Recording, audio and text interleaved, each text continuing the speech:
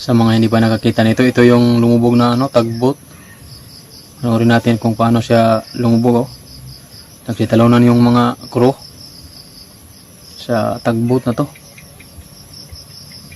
Napakalakas kasi ng alon, no?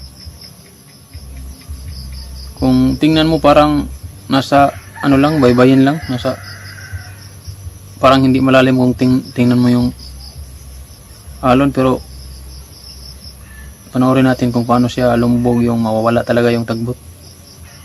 Malulunod talaga siya.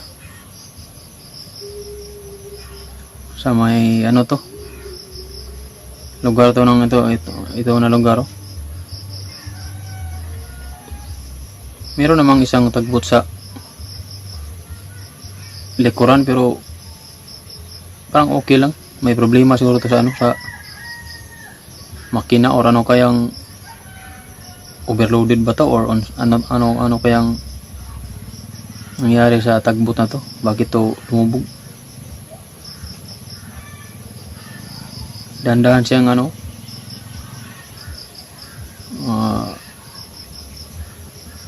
mapawa ng tubig.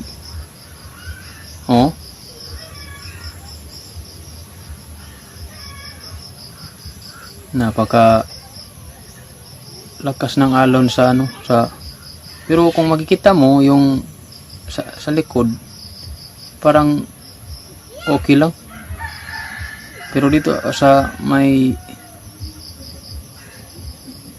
dito sa unahan, may makikita mo naman na malakas yung alon.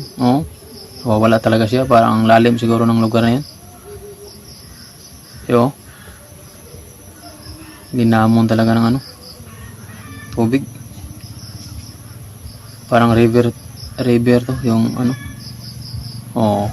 nawala talaga yung tugboat.